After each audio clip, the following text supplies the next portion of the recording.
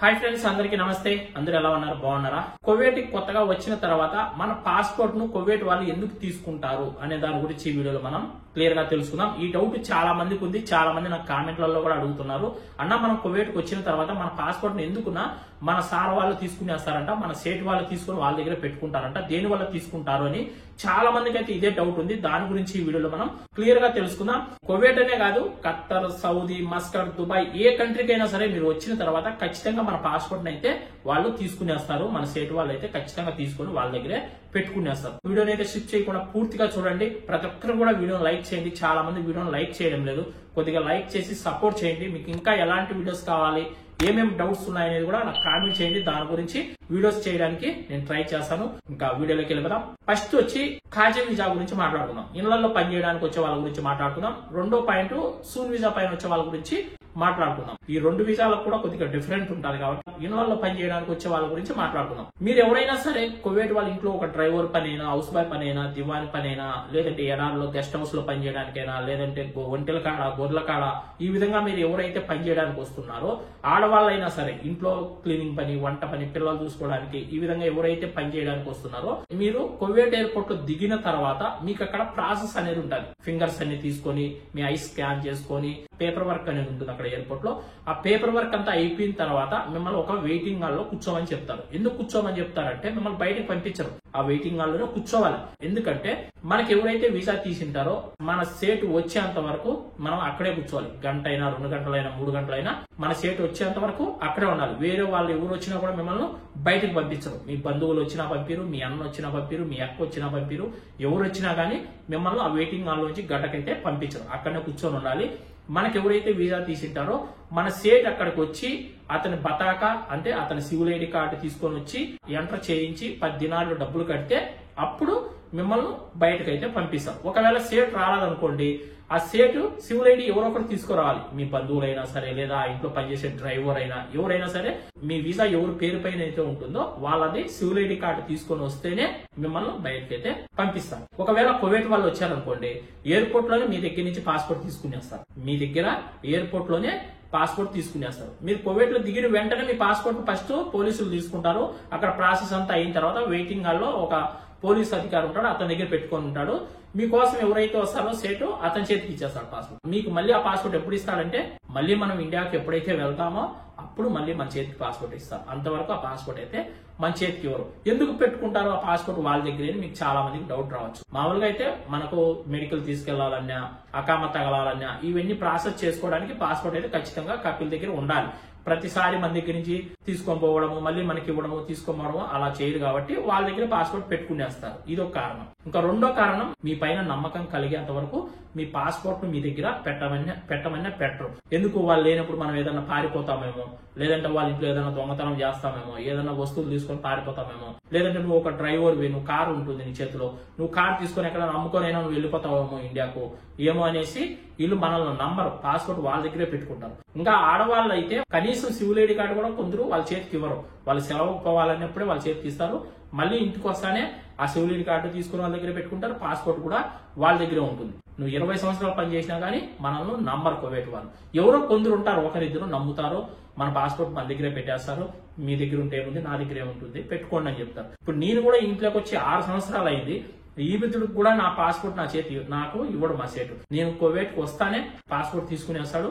మళ్ళీ నేను return Kuwait నుంచి ఇండియాకి వెళ్ళేటప్పుడు పాస్పోర్ట్ నా చేతికి ఇస్తాడు. అంతవరకు నాకు కూడా మా సేట్ పాస్పోర్ట్ ఇవ్వడు. మళ్ళీ చాలా మంచి వ్యక్తి, బాగా చూసుకుంటారు నన్ను. అందరూ కూడా బాగా చూసుకుంటారు మా ఇంట్లో. కానీ పాస్పోర్ట్ అయితే నా చేతికి ఇవ్వరు. ఈ విధంగా 99% ఎవరు కూడా పాస్పోర్ట్ ను మన దగ్గర ఉంచరు. ఈ కువైట్ రూల్స్ ఎలా అంటే, మన దగ్గర పాస్పోర్ట్ ఉండిందంటే మనం ఇండియాకైనా వెళ్ళిపోవచ్చు. వీళ్ళకి ఎవరికి చెప్పకుండా మనం ఫ్లైట్ టికెట్ బుక్ చేసుకుని మనం ఇండియాకి వెళ్ళిపోవచ్చు. వీళ్ళకి తెలియదా మనం ఇండియాకి వెళ్ళేటప్పుడు వీళ్ళకి మెసేజ్ ఏం రాదా అని కూడా మీకు డౌట్ రావచ్చు.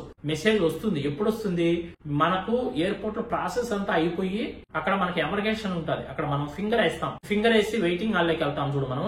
అప్పుడు వీళ్ళకు ఒక మెసేజ్ వస్తుంది. మీ ఇంట్లో పనిచేసే డ్రైవర్ అయినా, మీ ఇంట్లో పనిచేసే వ్యక్తి లేదా ఆడ మనిషి వెళ్ళిపోతాంది అని వాళ్ళకి మెసేజ్ వస్తుంది. అప్పుడు వీళ్ళు కనుక గమనించారనుకోండి, వచ్చి ఎయిర్పోర్ట్ లో మనల్ని ఆపచ్చు.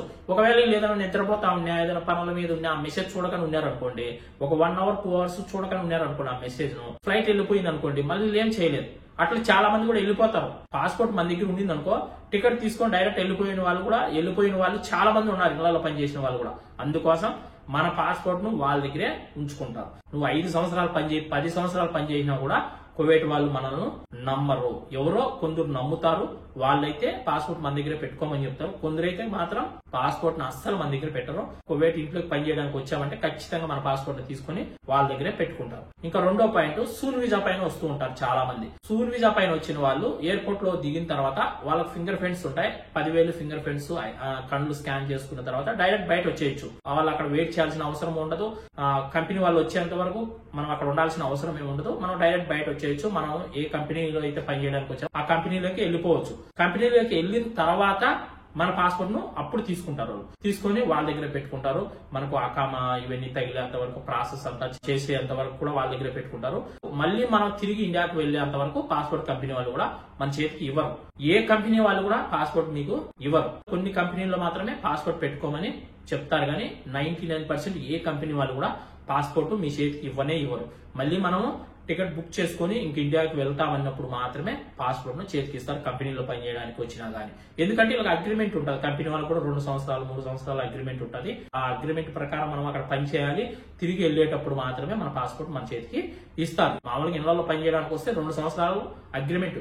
2 సంవత్సరాల తర్వాత నీ ఇష్టం ఉంటే మళ్ళీ రావచ్చు ఇంట్లో పని చేయడానికి, లేదంటే లేదు. కంపెనీలో కూడా అంతే. మీకు 2 సంవత్సరాల అగ్రిమెంట్ ఉంది, 2 సంవత్సరాలు అయిపోయింది, తర్వాత మీరు ఉండాలనుకుంటే ఉండొచ్చు, లేదు ఉండకూడదు అనుకుంటే వెళ్ళిపోవచ్చు. మళ్ళీ నీకు ఆ కంపెనీ నచ్చి మళ్ళీ రిటర్న్ రావాలనుకున్నా రావచ్చు. వచ్చినాకైనా కానీ మన దగ్గర పెడతారా పాస్పోర్ట్ అంటే పెట్టరు. మళ్ళీ కంపెనీ వాళ్ళే తీసుకుంటారు. ఎందుకంటే ఆ కంపెనీలో మనం పని చేస్తున్నాం, ఆ కంపెనీలో విలువైన వస్తువులు ఉంటాయి, లేదా మీ దగ్గర ఒక వెహికల్ ఉంటుంది, లేదా మీ దగ్గర ఒక ల్యాప్టాప్ ఉంటుంది, ఏదైనా ఒక వర్క్ చేసే మిషన్లు ఉంటాయి. అవేమైనా ప్రాబ్లమ్స్ అయినా, ఏమైనా చెడిపోయినా మీరు అక్కడి నుంచి పారిపోవచ్చు, ఏమైనా చేయొచ్చు. లేదా మీ దగ్గర పాస్పోర్ట్ ఉంటే మీరు టికెట్ తీసుకుని వెళ్ళిపోవచ్చు. అందుకోసమే పాస్పోర్ట్ ను వాళ్ళ దగ్గర ఉంచుకుంటారు. అదే వేరే కంట్రీస్ ఉన్నాయి. ఇప్పుడు సౌదీ అరేబియా ఉంది. సౌదీ అరేబియాలో మీ దగ్గర పాస్పోర్ట్ ఉన్నా కూడా మీరు ఇండియాకు వెళ్లే అవకాశం ఉండదు. ఎందుకంటే అక్కడ రూల్స్ వేరే ఉంటాయి. మనం ఇండియాకు వెళ్లాలంటే ఖచ్చితంగా మన స్టేట్ ఆఫీస్ కి వెళ్లి మనకు సాపర్ ఇన్ని నెలలని కొట్టుకొని రావాలి. 3 నెలల 4 నెలల అని పేపర్ తీసుకొని వస్తేనే మనకు ఎయిర్పోర్ట్ లో అలో చేయనిస్తారు ఫ్లైట్ లకి, లేదంటే అలో చేయలేదు. కువైట్ లో అదంతా ఏముండదు. మన దగ్గర పాస్పోర్ట్ ఉందా, టికెట్ తీసుకొని వెళ్ళిపోవచ్చు. ఖత్తర్, మస్కట్ అక్కడ ఎలా ఉంటాయో రూల్స్ నాకు తెలియదు. నేను సౌదీలో పనిచేసిన కాబట్టి సౌదీలో అయితే పాస్పోర్ట్ నీ దగ్గర ఉన్నా కూడా నువ్వు వెళ్ళిపోలేవు ఎక్కడికి కూడా. సౌదీ నదులు బయట వెళ్ళాలంటే ఖచ్చితంగా స్టేట్ పర్మిషన్ ఉండాలి. అతను ఇన్ని నెలలని మనకు ఆఫీస్ కి వెళ్లి పేపర్ తెచ్చి ఇస్తేనే మనం అప్పుడు వెళ్ళడానికి ఉంటుంది సౌదీలో. ఓకేనా? ఈ వీడియో అర్థమైంది అనుకుంటే, ఎందుకంటే చాలా మందికి డౌట్ ఉంటుంది, ఏం చేస్తారేమో పాస్పోర్ట్ వాళ్ళ దగ్గర పెట్టుకుని మళ్ళీ మనకి ఇస్తారో ఇవ్వరో అని చాలా మందికి డౌట్ ఉంటుంది. మీరేం కంగారు పడకండి. వాళ్ళ దగ్గర ఉన్న ఏం చేయలేరు, మన దగ్గర ఉన్న మనం ఏం చేసేది లేదు. మనం వచ్చింది ఇక్కడ పని చేసుకోవడానికి. మనం మళ్ళీ రిటర్న్ ఇండియాకి వెళ్ళేటప్పుడు ఖచ్చితంగా మన పాస్పోర్ట్ మనకు ఇచ్చేస్తారు. వాళ్ళేం పొలగోరు ఏం రుద్దుకూడదాన్ని. ఓకే, ఈ వీడియో ఇంతే ఫ్రెండ్స్. మరొక మంచి వీడియోతో మళ్ళీ కలుసుకుందాం. ఈ వీడియోని అందరూ లైక్ చేసి షేర్ చేయండి. అందరికి బై ఫ్రెండ్స్, జై హింద్.